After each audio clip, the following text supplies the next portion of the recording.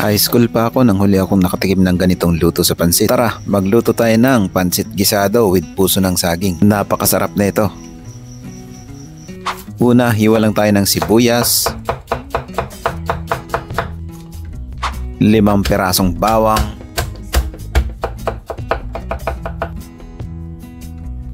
puso ng saging. Tanggalin lang natin yung pinakang gitna tapos hiwain lang natin ng maninipis.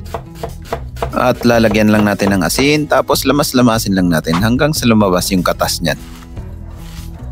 Pagkatapos hugasan lang natin at iset aside.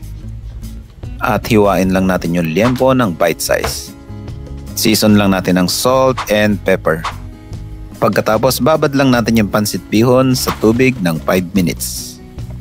At igigisa na natin yung pork liempo. Gisa-gisain lang natin yan hanggang sa magkaroon ng browning. At ilalagay na rin natin ang sibuyas, bawang, gisa-gisain lang natin hanggang sa lumabas yung aroma. Ilalagay na natin yung puso ng saging, oyster sauce, syempre mamasita, alam mo na. Soy sauce, pamintang durog, mainit na tubig, chicken broth cube. Haluin lang natin hanggang sa maluto yung puso ng saging at yung baboy syempre.